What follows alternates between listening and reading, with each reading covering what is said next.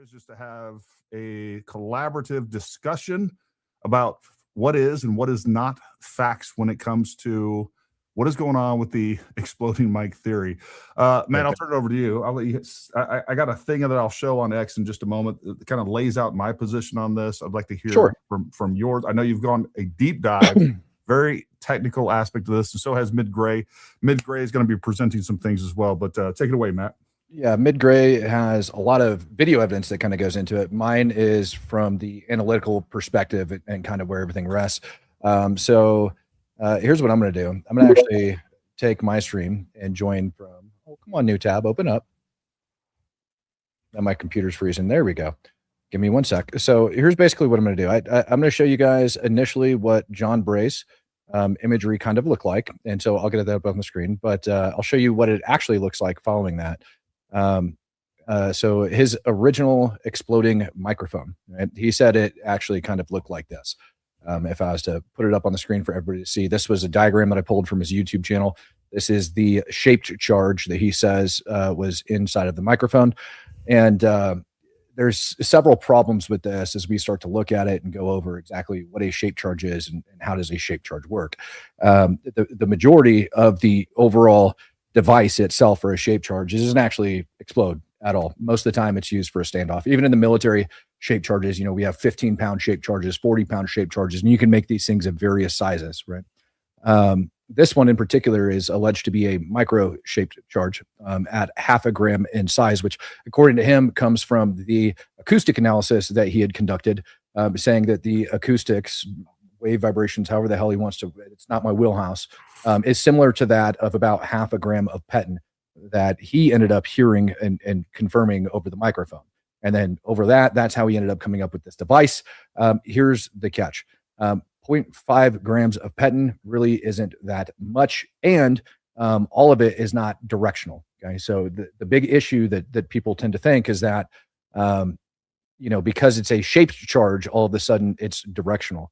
The actual way this would look inside of a microphone, which I'm going to explain in a second, is like this. This is a 2-scale drawing of what 0.5 grams of petin would look like inside of the microphone itself, right? This is a Rode Wireless 2 mic. That is a 2-scale drawing of it. That V-shaped thing at the top, that is the shape of the shaped charge, right? It does not change how it keeps saying no sound. Can you hear me? I can hear you just fine, sir. It does not change how no one's talking. Yeah, we can hear you, Nate. So it is not how explosives detonate. They detonate, omnidirectional, in every single direction when it ends up going off. This charge is actually primed from the rear, right here, right at the very, very back of it, as you guys would be able to see. So right between the E and the T, all the way up at the top. That's where it would be primed, which presents a whole other issue when we get into the measurements of it. But long story short, just because it's a shaped charge does not mean that it's not exploding outward. That outward pressure of it exploding is the same thing that you have equal and opposite reaction to create inward pressure that allows this hot jet to be formed in the center. Now, the interesting portion about when we look at how he had the shaped charge laid out is with that, you actually come up with expected max penetration. And the EP, the expected penetration of this particular size charge would be right where that dot's outside of it. And then 3 times the expected penetration, again, is still within inside of that microphone, assuming that the microphone survives a blast, which it absolutely would not. Something that's very, very crucial, and this is just to give you guys kind of an overhead about shape charge and how they work overall, or any charge or any explosive for that matter, is it switches from a solid state to a gas state. What I'm about to put on the screen is a visual representation roughly of what it would look like, you know, drawn in there for the amount of explosives, right? The reason the standoff is removed is because, you know, if I was to build this particular tiny of a shaped charge and I wanted it to penetrate just a couple millimeters, which is what a charge of this size would do, is penetrate just a couple millimeters. I would not include a standoff distance with it because the microphone effectively acts as that standoff distance. Real quick, Matt, I just want to make sure we're not having technical issues over on the X Spaces. Nate, can you hear Matt talking right now? Do you guys hear that? Yeah, we can hear you now. Okay. But I think somebody's got to have their mic on. or it won't. Oh, yeah, my mic's on. Anyway, That's what it should be going through, but it's probably just the X spaces doing X space stuff. But cool. All right, everybody's good to go. Continue on, Matt. Continue. Yeah, and if you guys are in the X spaces and you're listening on over in the X spaces, I do have a video link as well. If you guys are having trouble finding it, you can, go over to my profile and you'll see a video link to see everything that I'm talking about. So this is the actual size of the charge itself, about 7.34 millimeters by 7 millimeters in diameter. It's not very much. It's half a gram. And the only thing this picture lacks, because it would be contained inside there, is a cone, very small cone that would be like in there, which actually shaves down the amount of penton that would be in this charge I mentioned that John Bray provided to about 0.43 grams. So you're missing about 12% total of the explosives that he claims is there, which, especially in a charge this size, the amount of explosives is huge. But nonetheless, as I showed in that previous image, this whole thing would be gone, and the jet would be dissipated before it leaves the microphone. Now, that is just focusing a tiny level of the energy of that amount of penton. This image that I'm putting up on the screen right now, over on mine, actually shows you what about 400 cubic inches would look like. Obviously, it's not a perfect cube, right? It's a graphical representation drawn up by AI, but it's fairly accurate. And either way, if anything, it's actually a little bit smaller than it should be, in my opinion. But here's the point: the moment that this explosive detonates, it changes over from a solid to a gas state near instantaneously. So that little bit of penton that's in a solid form state, when detonated, will expand almost instantaneously into gas, covering up the volume of 400 cubic inches. So I want you to picture that amount of volume. Penton detonates at a rate of about 8,300 meters per second. If my memory serves me correctly, it's got a RE factor of 1.66. Meaning it is that much stronger than TNT. So TNT comes in at a rating of 1, and then you have penton that comes in at a RE factor, relative explosiveness, to TNT of 1.66, meaning that it's 166 times stronger, or if you would, 160%, stronger than TNT. So again, half a gram would only get you about that much. Now, the biggest example that we have to point to in history of penton being used against human beings in a very small form was the Israeli pager attack that took place over inside of Lebanon against Hezbollah. After the attack was conducted, following that attack, the Lebanese officials, along with Hezbollah officials, actually took some pagers that failed to detonate, because there was thousands of them that failed to detonate, deconstructed them, and discovered that each pager contained between 3 to 6 grams of penton. So that is anywhere between 3 to 6 times the amount of penton as John Bray is describing within, this image right here. And that's very important to understand. 6 to 12 times the amount was used. It's important to understand because that is also an above 99% survival rate that took place in that attack. You had over 3,000 people get wounded and 12 people die. So I'll say that again: 3,000 people were wounded with up to 12 times, between 6 to 12 times the amount of penton that he is alleging, and you had a 99% survival rate. It's actually higher than 99% survival rate in those attacks. I can get more technical with it if you'd like me to, but that is the crux of everything. That, number one, the entirety of the explosive is not directed in a solid beam. That's just not how it works. That's not at all how it works. Not even remotely close to how it works. You don't get to change physics. You don't get to change explosives. They are going to act in this particular way every single time, which is why the shape charge acts the way in which it does. Yeah, and even going back to the Israeli pager operation, folks, we showed clips of that the other night. That is a radial explosion. It is an omnidirectional explosion. It looks nothing like you can tell it's an explosion. And we played many clips of that. You guys can go look that up. I think we got demonetized the last time that we played that because of those issues. So anyways, there's that. And what I want to go to real quick, I'll throw this up here. And we'll keep it on that. But I want to go to my profile real quick and talk about something I shared the other day. And I wrote this out. And I'm going to show you this video down here in just a moment. Let me make sure this is sharing. It is. All right. didn't switch on me. But when we talk about what we saw, and I got another video I'll show you in a second. Let's apply basic physics, forensics, and common sense to this desperate attempt to keep the grift alive. No visible explosion or smoke, zero flash, blast wave, or plume on high-res video. An explosion powerful enough to kill via neck trauma should produce obvious visual and auditory signatures. We see nothing. Folks, we don't see a blast. We don't hear a blast. No blast is recovered from an audio perspective on any of the footage. No damage to the thin white t-shirt, no tear, burn, char marks, scorch, or even residue. A directional charge delivering lethal energy would shred fabric, leave burns, and embed particles. There's nothing. Directional force with zero and equal and opposite reaction. Newton's third law does not get shelved because you have an overactive imagination. A blast with enough force for lethal trauma should have visibly knocked Charlie backward, ruptured the mic assembly outward, or thrown shrapnel debris into bystanders. Instead, the reaction is consistent with a high velocity projectile impact and temporary cavitation. That's what we see. Hundreds of witnesses within 20 feet heard nothing from the mic. No one, not attendee, security, or those in line to ask questions, report an explosion originating from Charlie's body. The only supersonic crack being reported matches a distant rifle shot. We got 0.2 seconds. It's about 0.3 second delay for 30-06 of that range. This isn't deep state tech. It's grifter fiction that ignores basic physics, ballistics, video evidence, recovered 30-06 rifle, DNA, trajectory, confessions. People sincerely wanting the truth follow the data.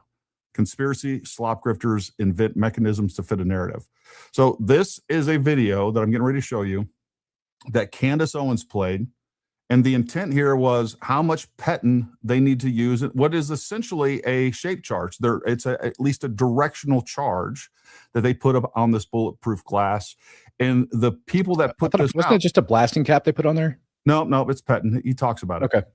It's 20 grams of petin to be exact. But they were trying to, well, I'll play it and let you see what's going on. Her point was that they end up saying, hey, this is equivalent to a 30-06. And they didn't make this because they were reacting to Charlie Kirk's situation or whatever else. This was her playing a video saying that petin was most likely used. So let's play this and we'll see where it goes. Well, this is actually a shortened version of this. I have a longer one where she talks about it. But I would love to hear about the charge specifics. But if it's 20 grams of petin, number one, that is what, like 40 times larger than what this guy's describing? I mean, it's ridiculous. Exactly. Yeah. And I'll get the longer video of that in just a second. I'll look for that. And I will note something else as well. Is that as big as you can make that, brother? And can you pause it on the frame before it detonates? Sure. And I can tell me where you want it. Just the frame right before it detonates, anywhere. And then if it blow it up just as big as possible. If it just shows the charge complete. Good. Thank you. Right. Okay. So and I will here's the important thing. Like as they're looking at it is, number one, you can see where it is primed from the rear as it goes into the back, which we're going to address in a second. The other thing is, like, notice how quickly it ends up detonating and going out. When you're talking about half a gram, I want you to picture this. We're talking about half a gram and something that, let me check my measurements here, is 7.34 millimeters tall. You would have to essentially, and Nate and I actually sat down and drew this up on how it could potentially be done. But you would have to have a very, very precise initiation system that is set up on this mic in order to even make the charge function as designed of that size. So just to make it function as designed, you would have to have something very, very precise on the back. And I don't want to give a frickin' secrets away on how you would end up making this thing, but it would be extremely, extremely tiny, extremely, extremely precise. And you would still risk when it goes off, because petin within itself, or PETN, petin within itself, all right, you can take it away now. I suddenly found myself researching detonation cords. Oh, dear God, Candace. So petin within itself is not as sensitive to heat, shock, and friction as most people would like to believe. Right? There's this thing out there that exists in explosives called a sensitivity test. Petin doesn't rate up on the highest scale. Let's see, Gary, you used to play with det cord quite a bit, right? Oh yeah. Det cord's got petin inside, that white powder. Did you ever have any of that white powder fall out, loosen, et cetera, et cetera, et cetera? Every time you cut it, you'll get some. Looks like a Do you little ever try to grind on it, step on it, anything like that? So if you actually take that powder, and that is purest, like in its purest form, pen. If you take it, you grind it, you hammer on it, etc., it's got one of the lowest probabilities of like detonation going off from there. If you take it and you put it on a metal table and smack it really hard with a metal hammer, you might get it to go off. And I say all that because you're not just going to have petin within that charge. You're actually going to have something in order to initiate the petin. An electric wire within itself has a very low, if not damn near impossible probability of setting off that level of petin with the amount of resistor. And I say that for a reason, because the wire would have to be so thin in order to set it off. The wire would have to be so thin that it would not generate very much heat or any of that, that you're going to need in order to set that off. So you need a much more sensitive explosive that's going to go on top of that in order to direct that blast and carry that propagation wave forward correctly before you reach the main charge itself that would eventually form into a jet that would last about 3.7 millimeters. So it's very important to understand that even when I, ended up putting that one graph up on the screen that shows, the size of this charge, this is just the petin itself. On the back side, you would actually have to have something a little bit stronger and a little bit more sensitive than petin that would be hooked up to a battery that would then cause that to go off. And that again ends up changing things just kind of like in totality as we look at it. And then probably the most important thing, which I'm glad we have the video analysis. I'm sorry, man, I'm brain farting your name here. Mid-gray. This frame, mid-gray, thank you, is this frame right here. This shows the first frame of impact, I believe, to be the first frame of impact out of the two original videos that he currently possesses with metadata and everything else. And what you'll notice on it, and I'll let him explain this, is there's a little yellow arrow on the back of his head, and it shows deformation on the back of his head. And you can also see movement from his necklace that is currently just under his ear before the next frame that actually captures anything shows it above his ear. And what you notice in this is that you see that Rode Wireless 2 mic right here completely and totally intact with no movement on his shirt whatsoever. And this is the first frame that captured it. So if you were to subscribe to the theory and say that, no, Mossad figured it out and they know how to project 100% of the energy of half a gram of petin straight forward, creating a hot jet that's going to blow a battery apart, and that battery is going to whip around. However you guys spin this crap in your brain, however you want to do that, here's the fact. This still image right here shows irrefutably that no such charge went off. It is perfectly intact and right there on his shirt. There's no blowout. There's no plastic in the side of his neck. There's no fragmentation. There's nothing. Nothing, absolutely nothing. And that is the first frame captured. And I'll rest my case there until we take questions. I'm going to play real quick that episode where she talks about the petin charge that you were wanting to see. So let's add this to the screen real quick, and we'll go through exactly what she says, or more importantly, what the guys say about the charge that they're using. Okay. To what this person says, because I could not believe my ears. I was freaking out. Take a listen. 20 gram booster PPM charge. We're going to use it again. Okay, pause. Transaction window to see what the results are. Pause. Good. It's a 20 gram booster. So here's the next thing. You have blasting caps and you have boosters. Normally, all right, and I'm assuming it's the same for these guys, all right, is your boosters are essentially a blasting cap missing that extremely sensitive explosive. And instead, you have a smaller version, what is essentially a smaller version of det cord that's running into the back of it in order to cause that going forward. So it is basically a 20 gram, which is again 40 times larger than the explosive alleged booster / blasting cap that's going to be going off here. It starts off at the back of the cap and the propagation wave is carried forward the entire length of the cap. So essentially what you're getting is a full force, propagation wave from the back of the cap to the front of the cap with 20 grams of petin going into this. So that's important to understand. No, but I thought about it.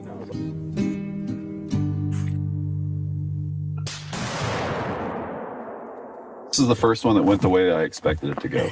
Yeah. I didn't expect a half pounder to make like a laser beam through the guy's head. Pause it again. The same as a gunshot. This is Pause it again, NIJ4 ready please. glass. Yeah, from a 30-06. It's about the same foot diameter. Gary, you got to pause it and go back. You got to pause it and go back. You got to pause it, go back. I'm going back. going back. Gosh, you're so They said it's We're a dedicated. they said it's a 20-gram pet in charge, but he also described it as a half pounder. Do you know how many grams are in a single pound? It's not 40. 454. There you go. So there is 454 grams in a single pound. Yeah. This guy just described a 20-pound booster as a half-pound charge. 20-gram booster. Throwing that out there. 20 grams of Petin as a half-pound charge. Yeah. And so now his statement of it being equivalent to a 30-06 comes even more idiotic. But go ahead. Well, it's what, 0.05 pounds, something like that. All right. By all means, play it and so that everybody can hear it It's again. about the same foot diameter. You're gonna have to back it up further, man. Back it up further. He called that sucker a half-pound charge. There you go. Listen. 20-gram booster, PTM charge. We're going to use it against the transaction window to see what the results are.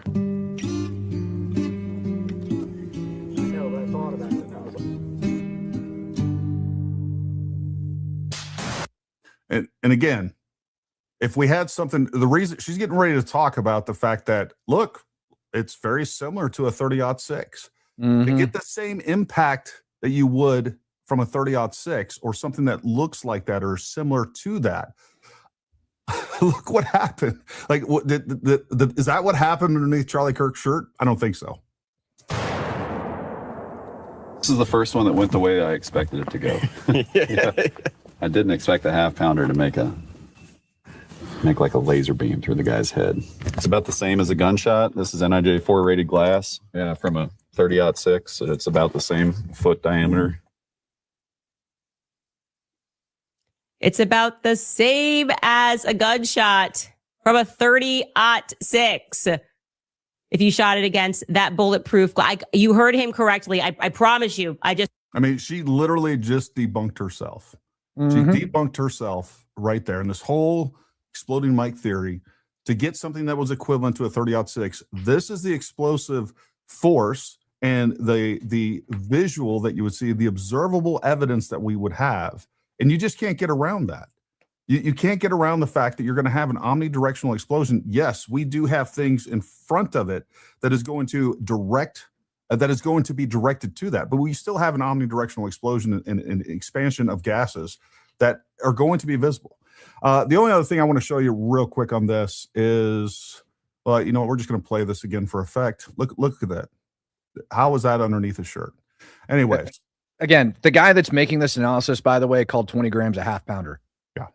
Well, like, you know, I'll just give him a verbal faux pas on that for that. Okay. And he's just, you know, he had nothing to do with anything that Candace is saying there. This is literally, I went and watched the full, the original YouTube video, and this is them just out playing with, they create explosives, but then they also make like bulletproof glass and see how well it holds up essentially. So this has nothing to do with Candace or anything else. And I think we'll just, maybe it was a verbal faux pas. Maybe that's what he thinks. I don't know, but whatever. It's irrelevant at this point.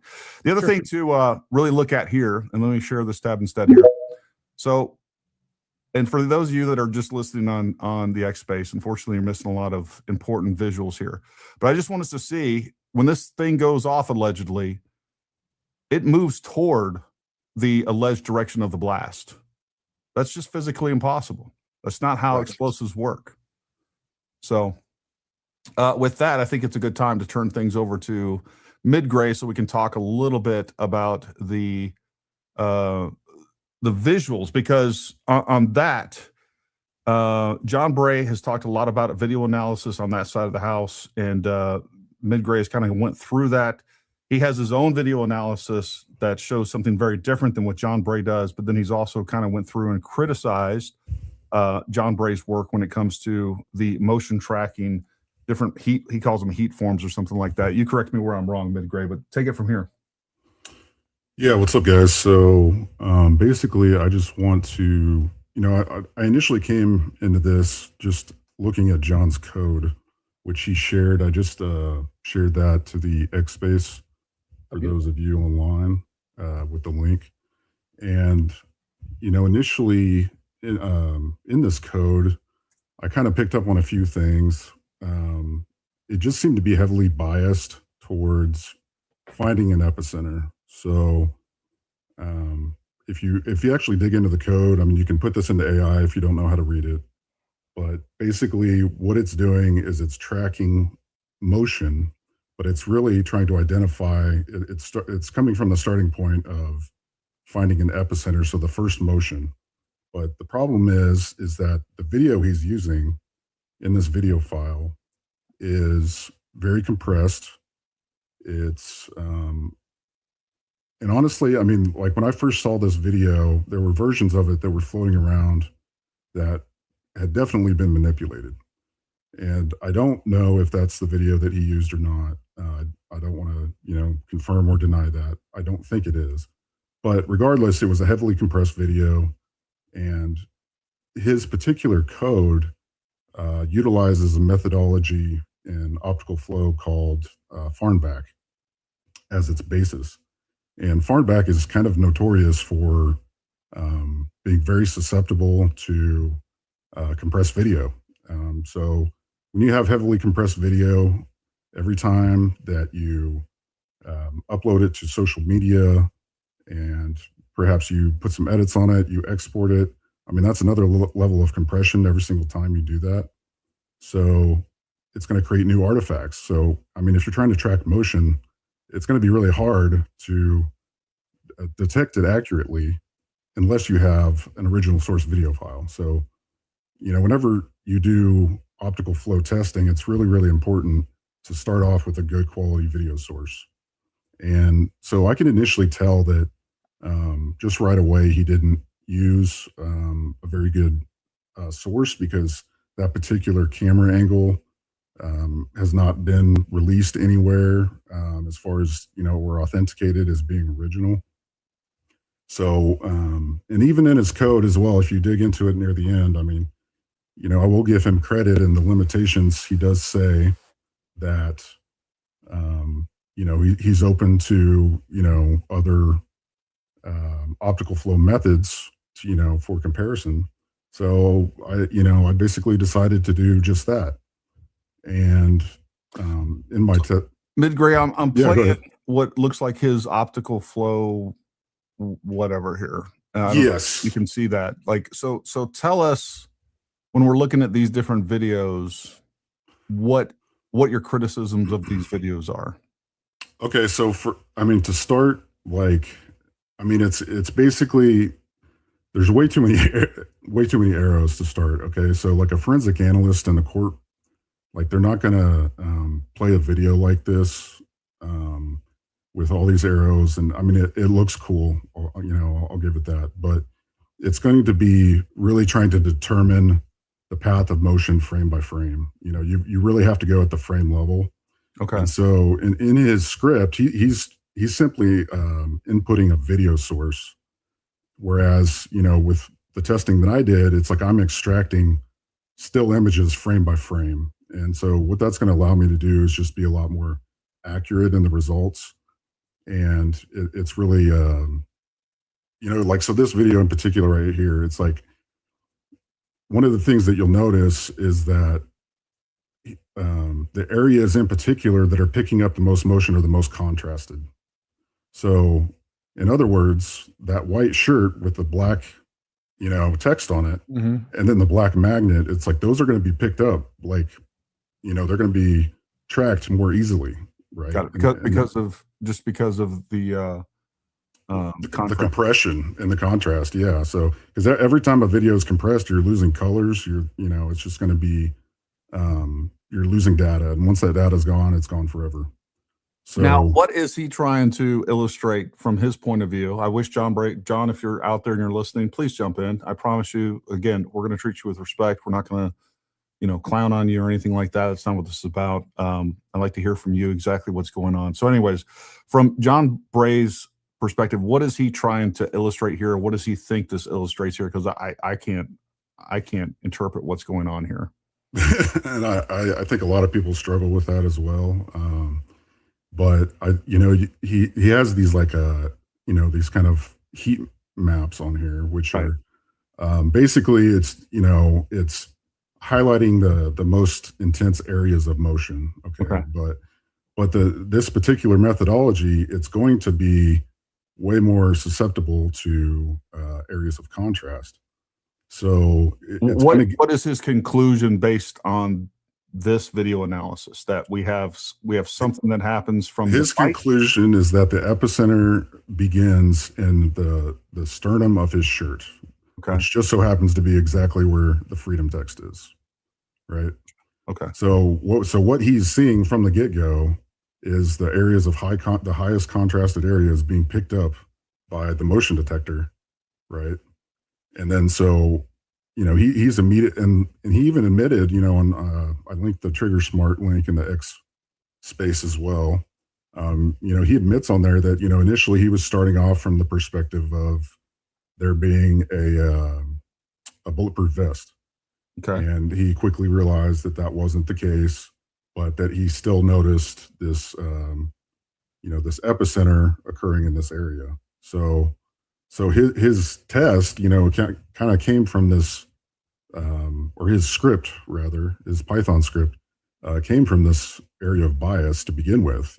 So he kind of, tweaked the settings, the parameters of this methodology so that it would really pick up on these specific details. So initially, that kind of led his entire. That's what kicked this whole theory off in the first place. Was this specific test? Got it. Okay. All right. Now, when it comes to your analysis specifically, talk to us a little bit about your analysis, the methodology behind it, and then ultimately your conclusions. Yeah, sure. So essentially what I decided to do was, I thought just testing one method was not really cohesive. So what I decided to do was, do a multi-method approach. So, I will we'll go ahead and link those as well, just so people have them in the X space. Or perhaps somebody else can while I'm doing this. But yeah, basically I tested two files that were given to me directly from Cub Keller. This was img_2201.mov and img_6368.mov. Got it. And basically what I did is I tested both of those files with 5 different optical flow testing methods. And I published the results in 2 different X articles. Mm-hmm. And basically, I just wanted to be sure in those reports that I was really thorough in everything I was doing, but also transparent. So I made sure to include the metadata in with both of those files. I gave the results from each of those tests. I gave a little brief description on each of those testing methods. Because essentially, like these different testing methods, like all they just interpret,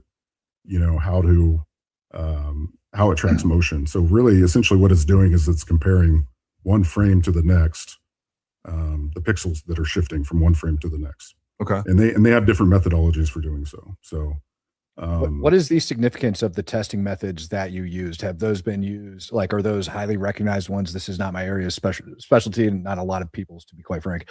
Are the methods that you used like widely recognized in like court forensics, video forensics, et cetera? Yes, absolutely. I would say that. I mean, there's a whole bunch of them, to be honest, and there's definitely even more recent ones. And I've tested just off to the side on my own with some more recent versions as well. But the main ones I chose, I just tried to get like a mix of different ones that were could kind of show the difference between like a low quality output result as like the PCA method for PCA flow method, for instance. I mean, it's just you look at the results of those and it's just it's kind of hard to really tell what's going on exactly. Yeah. So for instance, I'm on your profile right now. I'm going to play this video, the PCA results, which yeah, right. I mean, it's like, yeah, I'll be honest, that means jack shit to me. I don't know what I'm looking at. I'll be honest with you. So yeah, and so like right there, for instance, I've got the implementation down right below that. So someone who wants to recreate this test. I mean, they can do exactly what I did. They can use this implementation in the Python script. Like all these methodologies are open source, so that's all free. Like everything, anybody can do this. But yeah, basically what this one is just, the worst of the bunch. I mean, it's basically just, showing large displacements of motion, but it's really not one I would recommend, but I just wanted to, throw it in there, for comparison's sake more than anything. Well, for the other nerds, and I want to try to keep this as high level as possible because I think we start getting. I just want everybody to be aware of your methodology, and then we'll try to get into this. But I just want to read your post. The question on everybody's mind was: Charlie Kirk killed with the exploding microphone with a shaped charge, or was he killed from a high velocity rifle round? With forensic investigation methods used by certified analysis in the courtroom, we can help answer that very question. Optical flow analysis is a computer vision technique used to detect and measure the apparent motions of objects, surfaces, and edges between consecutive frames in a video. Put simply, it tracks how pixels move from one frame to the next, creating a visual motion field that shows direction and speed of movement. Forensic analysts use optical flow to objectively quantify sudden high-energy motion in video evidence admitted through discovery. In this article, I'll be testing image 2201.mov, sourced with intact metadata, proving this file was recorded the moment of Charlie Kirk's assassination. With each testing method, I'll provide the results, the short summary. After the final test, I've concluded a combined optical flow analysis summary report with a clear interpretation and assessment of the findings. For each test, lossless PNG frames were extracted from the source video while preserving all original metadata parameters. OpenCV implementation is included for transparency. All Python scripts were checked through Grok expert mode to ensure no inherent bias. And then you have the sources recorded at 2:25:9:10 at 8:23:19 UTC. That is not Utah time for everybody out there. Video code HEVC and frame rate, that was 59.94. And did that come from an iPhone? Is that what that came from? Yeah, so that was Cub Keller's camera, his iPhone, and that one was recording in 60 frames per second. And that's wild because most people aren't recording in 60 frames per second. Yeah, so this is actually the only 60 frame per second video file that we have that we can authenticate out there. Yeah, I mean, I probably just inadvertently made Cub Keller a suspect just because I said that. Cub, I didn't mean to. I didn't mean to. They're like, he was in blood filming this 50 frames per second. He is definitely guilty of something. And just so everybody knows too, I mean, as far as frame rates go, because I know not everyone's super technical. I mean, basically what this means is like we're getting, essentially double the amount of frames opposed to every other camera that was recording that we have. So that's just like double the amount of motion that we can see. Got it. It's actually recorded, not lost in between frames. Exactly.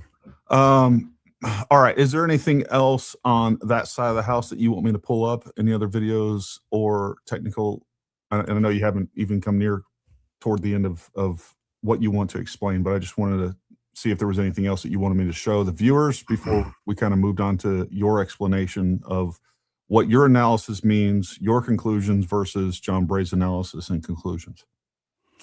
Yeah, no, I think that ultimately, like, I'd like to just kind of, I think it's, like I was trying to say earlier, like the report itself, like these articles, I really wanted to try to be as formally sound as I could. And, I understand that not everybody's going to read a 5-page report, but this is the kind of thing that a forensic analyst would do in the courtroom. If they were called in to be an expert witness. But I do realize that, it's important to show people visually, just kind of, how to interpret these files as well. And kind of, so I'd like to walk through one if we could. Let me see if I can screen share here. Sure.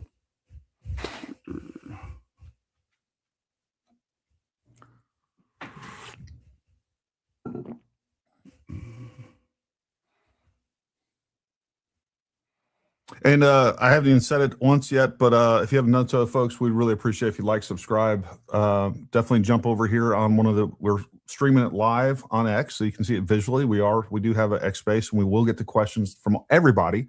And then Matt's also streaming it as well. But I think a lot of the stuff is pretty visually important, so that you can see what's being illustrated here. So I don't know, you can keep both open, and we will try to get to as many questions and comments in all the different medias that we're streaming in right now. With that being said, make sure you go down in the description below, and make sure if you're not following Matt, go follow him. If you're not following me, go follow me.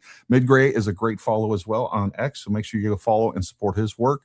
I'll tell you, I've been hounding Midgray to come on here because he has such great technical analysis, but at the same time, he's like, hey man, I'm not ready yet. I'm not ready yet. I'm not ready yet. He was really going through and just prosecuting his own work, right, and criticizing his own work.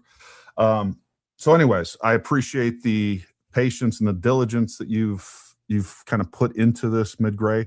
And I know tonight it should kind of confirm that Midgray is not me. Everybody on X keeps saying, I hate to disappoint y'all. Midgray is actually, like, first of all, Midgray is a freaking nerd. I'm not. We're all nerds in our own right. True. We're all nerds in our own right. When it comes to the audio visual stuff, like, I couldn't get 1/10 of the way through this presentation. So that is not my area of expertise. You want to talk about ballistics, we can talk about that all day long. Anyways.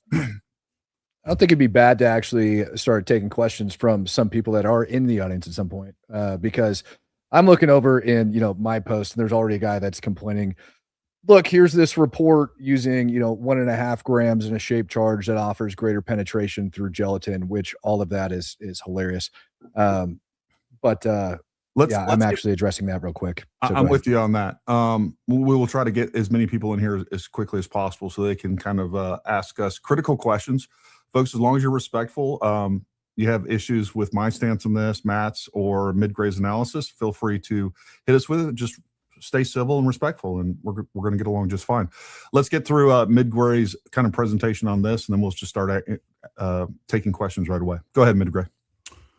All right. So basically, what I'm analyzing specifically here is the Cub Killers video. So this is 60 frames per second at a variable frames per second. Okay.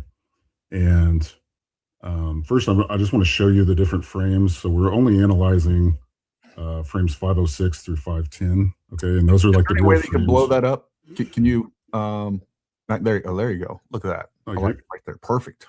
Okay, cool. And I'll try to zoom in, here and there as well on things to try to help everybody. Sounds good.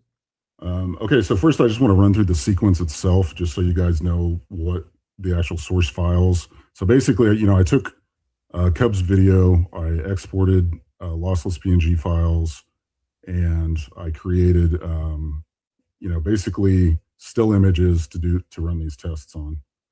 And so for instance, we start with 506, we've got 507. Okay, and you'll notice in 507, this is actually the first instance where we have some motion blur on the back of the shirt. Okay. So this is not the camera where we see that kind of like blowout on the back of a shirt. But we have noticed in a lot of different videos as well, non-authenticated ones, but in other videos that there's definitely some type of like, shirt movement going on, kind of puffing out in the front and the back. But this is the first any kind of detection of motion that we see, but it's just very, very early on. Okay, so that was frame 507. We've got frame 508. And then 508, we notice that this is really the first kind of moment of impact that we see. It's like a very kind of drastic motion. And then we've got 509. Okay. Can you go back to 508 and zoom in on? I just want everybody to be able to see the motion from the necklace. Yeah. What's going on there? Yeah. So this right here, you got to keep in mind, this is a pretty long chain. Yeah. That he had on. If there's actually a camera angle from somewhere over this side, on the opposite side, where it actually shows the length of that chain, and it's actually very long. When I first saw the video, I thought maybe it was like an earpiece or some kind of something like that, but it's actually a lot of people did. Yeah, it's a very long chain. So, but you can see here, it's like we've got some definition, but once you start getting into here, it's just all blurry, right? So we really can't tell at this point what's even, you know, what's going on with the chain itself. Okay. And 509. So this is at this point we can tell that it's snapped. The necklace is snapped right here, and you know, of course, it'll eventually head back around to the back. Yep. And then here's frame 510. So at this point, the necklace is completely up over. I do want to also just kind of take note of, I'm going to go back to frame 508. So between 508 to 509, this is, at this point we see, you know, we know the necklace is snapped, but we also see that the shirt has come up in the front. Yep. And so if we, you know, compare that to the other camera angles, we can tell like that is the, you know, what we see is the pendant, the cross pendant of the necklace, you know, getting caught up, hung up on that shirt and snapping, or at least my interpretation of it. And okay, so we'll go back to 510. So at this point, the shirt's still up. At this point, we see the, you know, the microphone magnet move as well. And so again, this is all after, right? So at this point, when it's touching here, like he's already, like impact has already occurred. Well, and folks, this is 3/60ths of a second that this is taking place, right? Did I do the math right on that? Oh, you tell me. Yeah, I mean the whole sequence that I have on my report is basically I analyzed 41 frames, so it's less than a second. You know, it's roughly 2/3 of a second. Each one of these frames, though, is 1/60th of a second. Correct. And this is how much movement has occurred within 3/60ths of a second. And go to that next. Yeah, I mean, just compare these two. I mean, so so this is 509, and this is 510. And this is the, you know, what we have called cavitation, right? This at this point, yes, everything has expanded because, you know, if you look at this, I mean, that's just, there's no denying. You know, I can zoom in a little bit as well. Yeah. Oops, sorry, wrong one. Folks, look at that. Look at how much the tissue has expanded even throughout his skull and head. It is a tremendous amount of force. There's no doubt about it.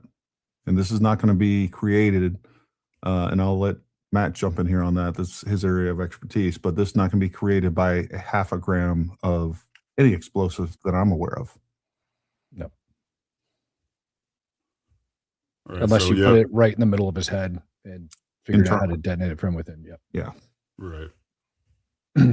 Okay, so so now that you've seen all the frames here, I want to actually kind of show what this is testing in particular. So I put a little chart up here for you guys, just to, you know, kind of a visual here as far as what the motion that we're seeing and how to interpret it. So first, what we're going to do is look at frames 506 to 507.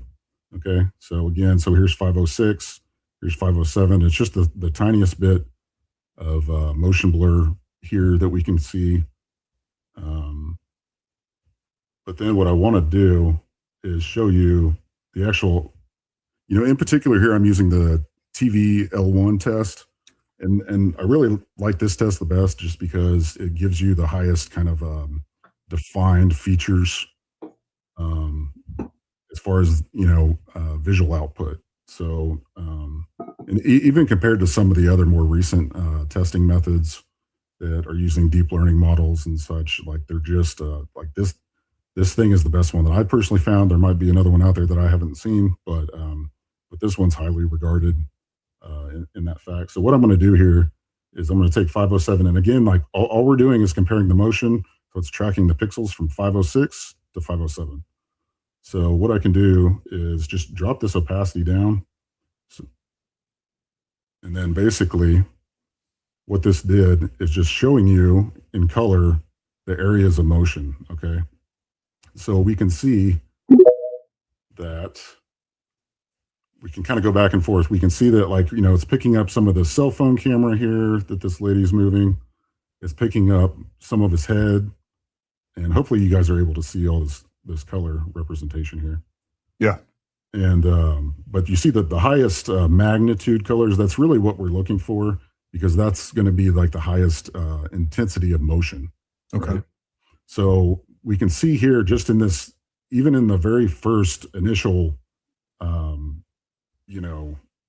motion blur, we can still see it, pick up this motion here, and it's fairly high in intensity, right? So we've got that's the item that is currently accelerating the most. Exactly, yeah. So, and again, this is like, it's 60 frames per second, right? But it's like, but this thing is, you got to understand that even at 60 frames per second, like, you're not going to capture all these things that you think that you'd be able to capture, like, I mean, blood splatter, like all these details of like a bullet going in, like, it's just not going to happen. I mean, well, I actually had Grok do the analysis on that, and if the projectile was moving around 2,000 feet per second at 30 frames per second, it was missing like 98.4% of the motion. So exactly. 90% of the motion was actually taking place in between frames, and then at 60 frames per second, it was still like 79. It was still high. It wasn't, you'd think it'd be directly half of that, but it's not, according to, and I ran that prompt several times. Yeah. And that's totally accurate. I mean, like, if you are familiar with like the slow-mo guys on YouTube, or those guys who like get those shots of those like ballistic gels slow motion, or shooting a watermelon or whatever it is. I mean, they're shooting at tracking bullets. Yeah, I mean, it's like those things are like literally recording up to like 1,000,000 frames per second. So it's like, it's just not like, even if you're shooting at a high frame rate, like, you're not going to get this level of detail that I think a lot of people just expect to see on video. It's just not going to happen.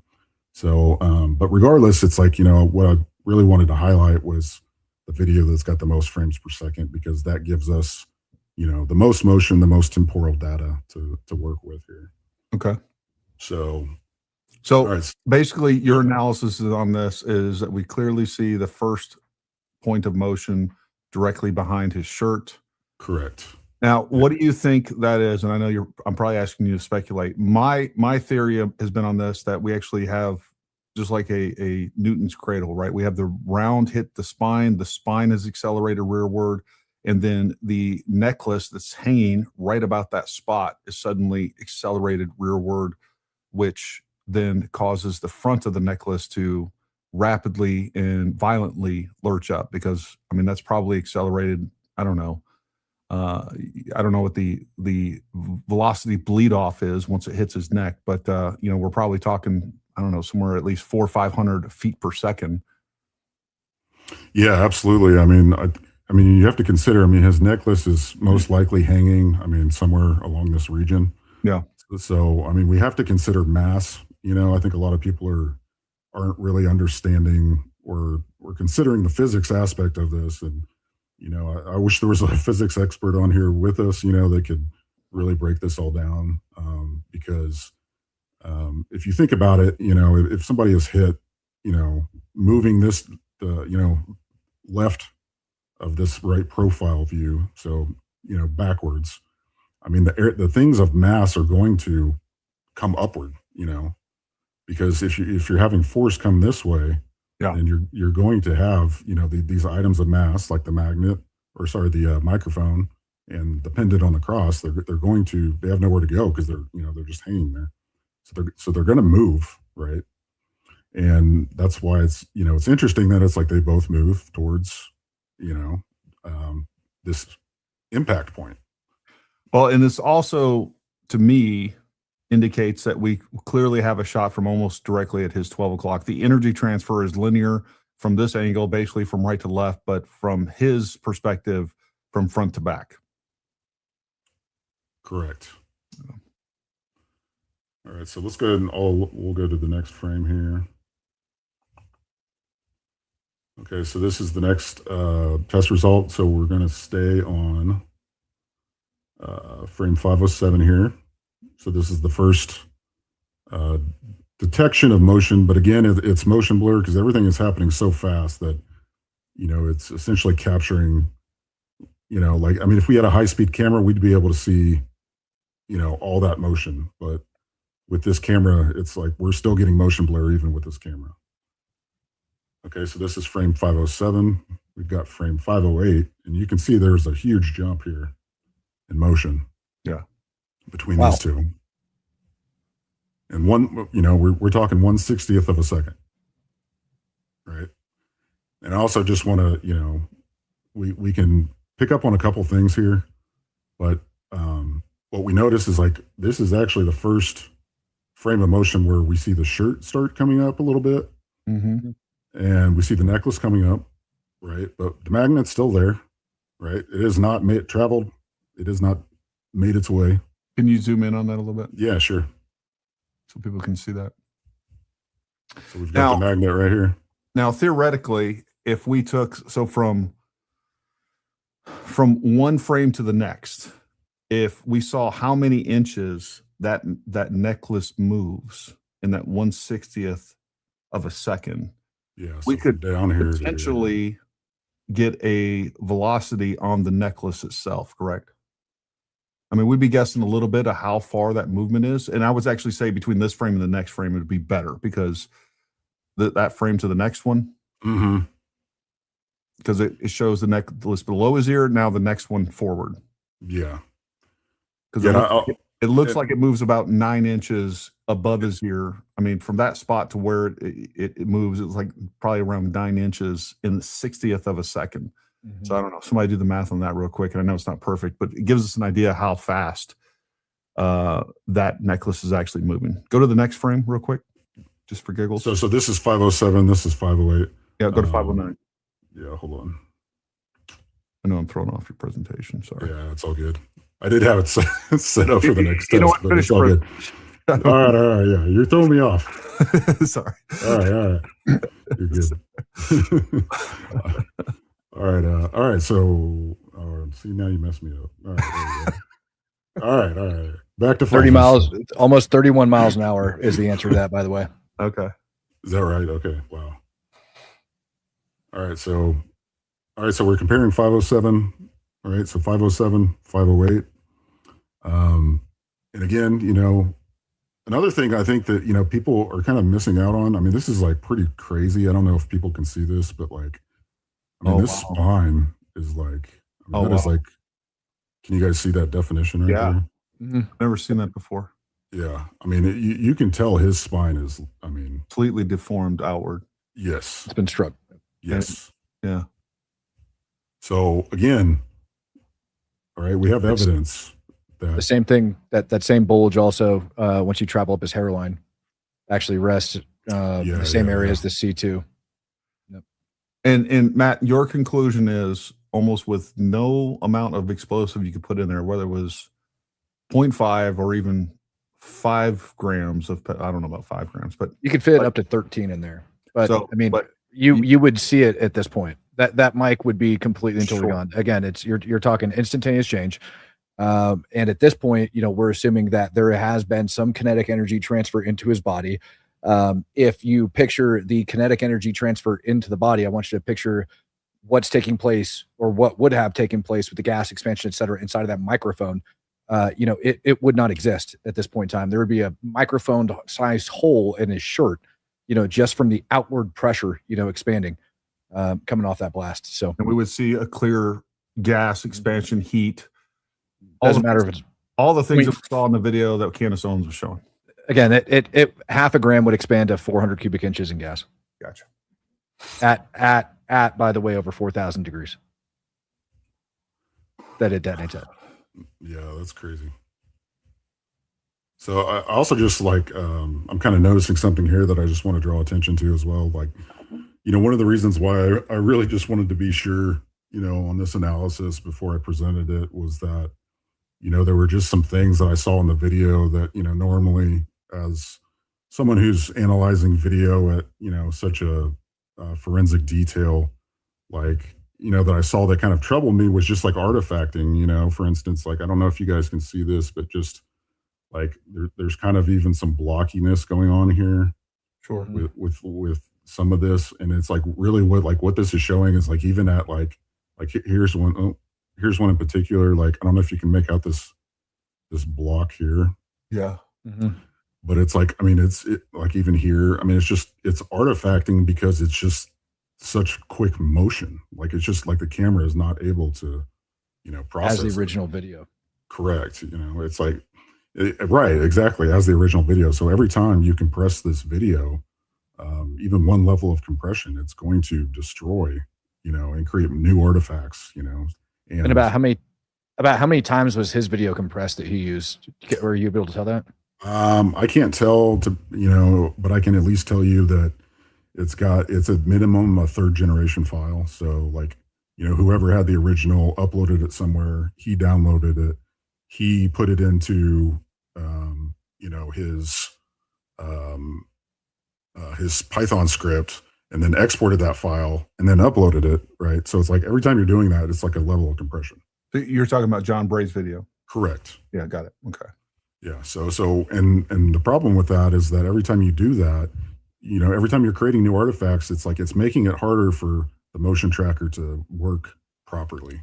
So, and when you're doing that, not only is it removing details, but it's adding details that wouldn't be there to begin with. Correct. And also another thing I noticed was, on that video was that it was actually upscaled as well.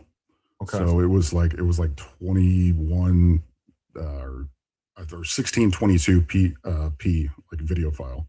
So it was kind of a weird resolution, and it was upscaled as well. So doing that creates its own artifacts as well. And that's something that I know that I had mentioned in the authentic analysis of the Blake Bednar's video, the UVU video, where he had upscaled it, and the actual file itself is actually much higher quality. Because every time you upscale a video, it's just adding new artifacts to something that's not there in the first place. So yeah, but I ran the metadata through on each of these files through 3 different tools, Media Info, XF Tools, and FF Probe, and everything came back legit. So. But the more I realized just how quick this motion was occurring, the fact it was shooting in a variable frame rate just, can create this artifacting when things are moving so fast. Sure. So, all right. So we're on frame 508 here. And now what you'll notice on this one in particular is, again, this was a big jump from 507. So we got 507, 508. So now I will drop the opacity down on this, and you can see a lot more data, right? So if I zoom in here, so, really what we're trying to look for is, again, brighter colors, stronger motion, right? So if we look here, the brightest motion that we see is this cyan. Leading edge on the back of his hairline, and it kind of goes all the way down. Okay. But primarily, we're starting to get like the what I would consider like a head snap, from this. So it's just a very abrupt motion, and then the hairline itself, we can see. What color was cyan representing again? Sorry. Cyan is left, right? Okay. So that's Charlie's backside. Yep. Right. So it's moving to his rear. Correct. Right. And this is what, ultimately led me to deduce that, something hit him from the front, right? Because of just, such a strong motion, right? Like even, I know, John Bray had a criticism that, how can you tell there's, he's getting hit from the left side if we don't have any left side pixels, to analyze. And, my response is that we don't need them, right? Because right here, I mean, this is the strongest magnitude, which is indicating left, which is behind Charlie, right? So it's like we don't need the other side to even come to that conclusion. Sure. It would be helpful just to confirm, but I don't have an original video file from that location, so we can just see between frames 507 to 508 just how big of a difference that motion occurred. So again, his, the his hairline ended here at 507, and then it would come all the way back to here on frame 508. And that's all within 1/60th of a second. Got it. All right. We're also, this is also the start of the downward motion. We see some downward motion on the chin as well. Just important to note. And then again, so, and Matt, maybe you can talk about this a little bit, as far as, like a radial or an omnidirectional blast from a shape charge. Because I see no evidence in the optical flow, results here. I mean, so like red is right motion, okay, for instance, and we do have some red here. But as you can see, right, this is like, how far into this are we? Like, how many frames into being shot? Like 2/60th of a second, right? That's the second frame of motion. Okay, so that's the necklace is just above his ear. Yep. Yeah. So here's so sorry, just real quick. So this is right here. So the necklace is not above his ear yet. We're not there. Okay, yet. so it's below. Perfect. Yeah. Okay. Thank you for that. Even more relevant. So over 8,000 meters per second is the detonation velocity of C4, or I'm sorry, of Penn. So over 8,000 meters per second, you picture that thing is detonating at. The gas, like you said, is omnidirectional. Obviously, not all of it is going to be absorbed into his chest, even with a shaped charge. A very tiny amount of that energy is forced into that penetrating jet to actually go and conduct that penetration. The rest of it that's actually being blown in the direction of his body, because it is omnidirectional, you would actually start seeing impacting that tissue, and then it actually ends up going off of it. Gary, you've probably experienced this with different explosions that you've been around, where you can feel like different shock, depending on if you're in front or behind a wall, et cetera. Sure. And the reason for that is because those waves, they end up compressing, hitting, and some of them will bounce off.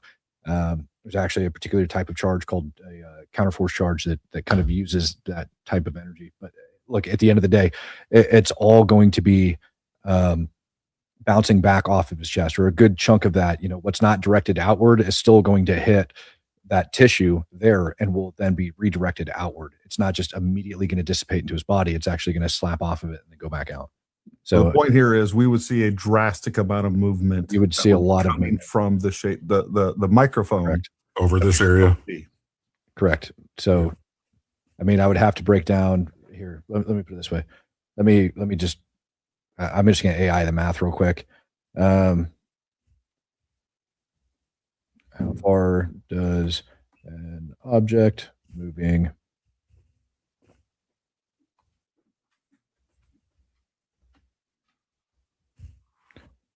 meters per second travel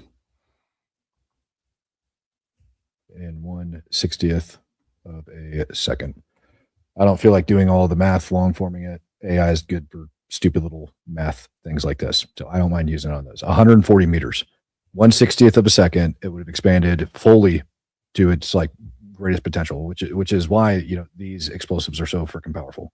Well, and it would also put into 140 motion meters. everything around it as well, like his shirt and his shirt, his hair, his I mean, it would expand again. It would have expanded out to the maximum width at that point, which would have been just shy of 400 cubic inches. So in that 1 second, all of that gas would have expanded to within about 400 cubic inches, minus what's being directed into a jet, which is not very much.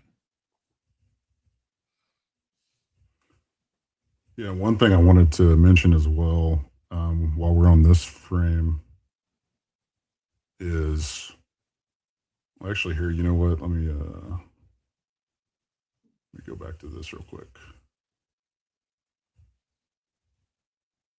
Just while we're on these two frames, I wanted to, because people describe this as like a shock wave, for instance, Mm-hmm. And I just thought that it was, because we go from frame, 507 which, the necklace looks normal, or sorry, the neck looks normal here. We go to 508 and we start to see that tightening. So those two frames in particular, there's a large tightening, I would say, on this side of the neck. And then we go to, expansion, right? But I think that, and maybe you guys can get into the ballistics of this as far as this frame. Yeah, this is wild. I mean, this like really just tripped me out the first time I saw it, because this is from, so this was a screenshot straight from Candace Owens' podcast, number 311, or maybe it was March 11th. I think it was 311. But anyway, it was in March. But so I took a screenshot. I've got a 5K monitor. Took a screenshot. And then I just added a levels adjustment here, just so you could kind of see a little more definition. But one thing you'll notice on this is, at this point we see that that popping up, on that side of the shirt with some like a little bit of motion blur. But yeah. I mean, just look at that. I mean, expansion on that side, of his neck. I mean, I thought that was pretty wild. Which is pretty indicative of where the round allegedly hit him. Right. Yeah. And keep in mind too, this is before the necklace snaps as well. So this has happened before the necklace has even, popped up over the ear.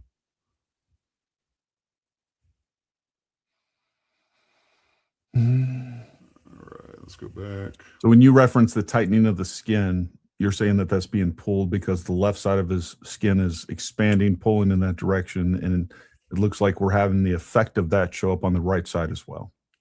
That's what I'm curious your thoughts on that as far as, the ballistics of. Makes sense to me. Matt, I don't know if you got anything to add to that. No. I mean, the only thing that I would add is, which again, I know it's going to blow people's minds. If you zoom in on the back of his shirt there, and you can actually see it starting to ripple in that downward manner before it actually fluffs up. So this is the one thing that I would mention. The projectile flying into his neck at that velocity, which again, we actually discussed how we're going to be able to calculate what the actual impact velocity was of that particular projectile. But with that, you have pressurized air that projectile is pushing and moving out of the way as it goes, as it slices through the air. With that being said, when it ends up impacting its intended target, or any target for that matter, that air is still being moved and pushed out of the way as that projectile goes in, which would then wrap around his neck, which is pressurized air. That pressurized air right there, that image, that actually captures those wrinkles as showing downward pressure, not upward pressure. You can see how his shirt's tight down below, and you can see how it's got those three distinct wrinkles with like the top as well. That's that downward pressure of that air beginning to push down on the top of that shirt and up underneath it. As you can already see, his spine has been deformed by the impact of the projectile, and or by the compression of fluids and tissues inside of his body that are beginning to impact it. So all of that's actually very important, because I know one of the big things that everybody looks at is his shirt puffing out, going, how did this happen? And it's, in my opinion, it is a combination of the air being fluttered up underneath his shirt, and in addition to the expansion of his body mass.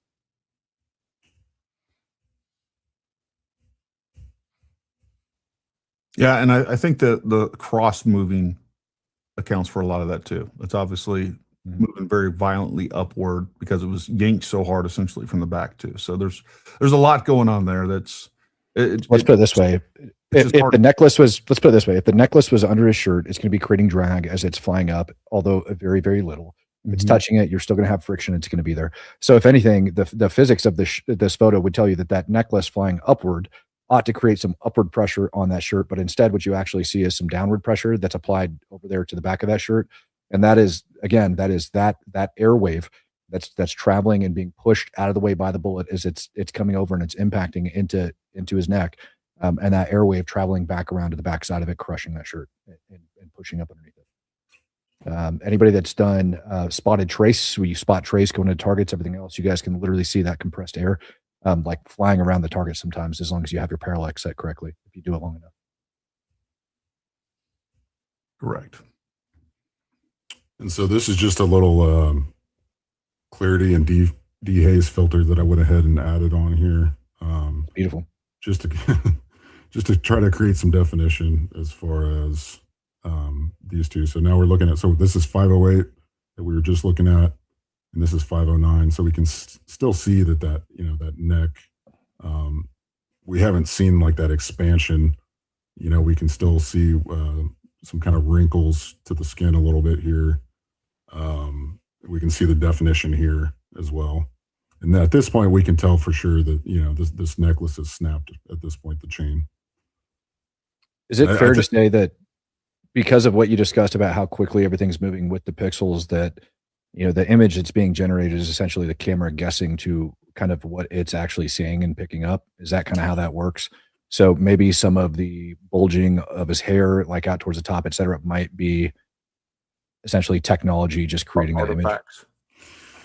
Yeah, I mean, it's like, I think the best way to describe it is like, it's, if you think of it like there's, frames in time, right? So like if you take two different cameras and, sources in the audience, like two different cell phone cameras, and like, let's say they're shooting at the same frame rate, like they're not actually going to record the same thing, because the only way that they could do that is if they started recording at the exact same time. Right. And so it's every camera is going to look a little different in that sense. Right. And even if we had like 30 different cameras that all recorded, like, let's say they all started recording at, they were all shooting at 30 frames per second, and they all started recording, and, like the first camera started recording at the first 30th of a second, the next one, the second, and so forth. Right. And like, let's just say you had 30 cameras and they were all recording that, like that would be the only way, like, to capture like that full range of temporal motion, so it's like essentially what we're be splicing everything together to try to right, so it's like, and still, even then, you're only at 30 frames per second, right? So it's like you're not getting like as much detail as you think. And the problem with cell phone cameras in particular is that, a lot of times just when you're recording on auto mode, they're going to be shooting in like a variable frame rate. Like everything's automatic basically. So it's doing a lot of guesswork, as far as like, what it thinks the scene, it's, essentially has a camera sensor that's trying to detect, lighting, frame rate, shutter speed, all these things. They're all like variables that are just being altered, at any given moment in time. So it's, it's great for the, consumer, because they don't really have to think about all this stuff. But, me, when I'm a photographer, or if I'm, shooting video, like I'm always in manual mode, because it's like, I know I can control at least all of those parameters, and I don't have things changing on me, and it's like, I know what to expect. So we're really limited as far as, the information from cell phone cameras in particular. I mean, if we were analyzing this on the TPUSA camera that was, aimed directly at Charlie, this would be an open shut case type deal. I mean, we would have a totally different story. We'd have, higher quality camera, professional camera. We've got larger sensor.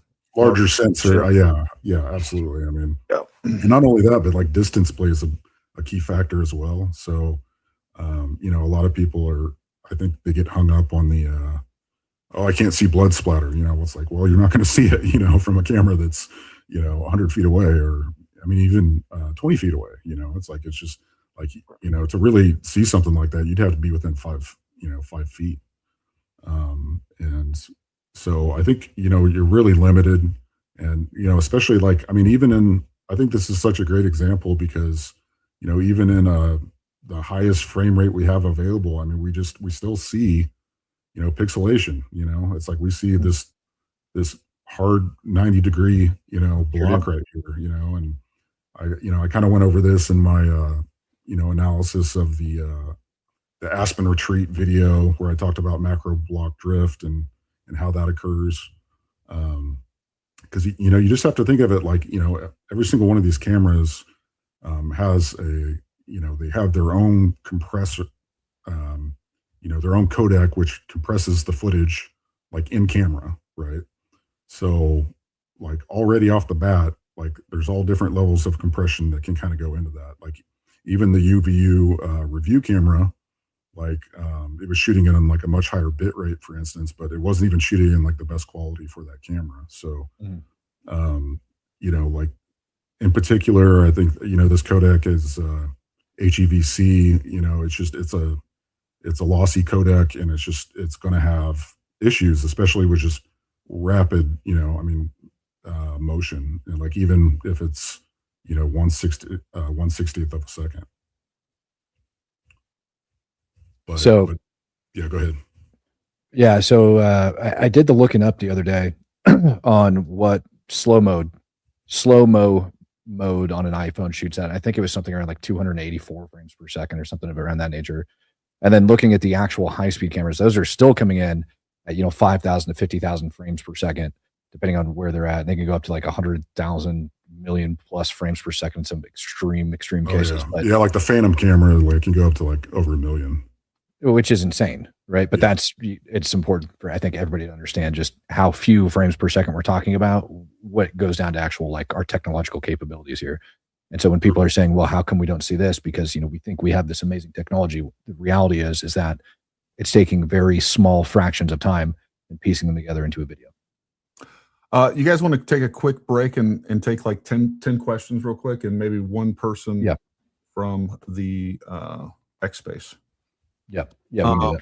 I don't know if you have any questions lined up over there that you want to take. Yeah, they always come through on your side as well, Gary. Yeah. The first question I think that kind of like stuck out that I ended up seeing was, what is it that you guys believe happened? And so I answered back stating that I believe that it was a projectile fired from a rifle that ended up entering into his neck, and then the terminal ballistics reports that are going to come out in trial are what we're going to hear. Would you agree with that?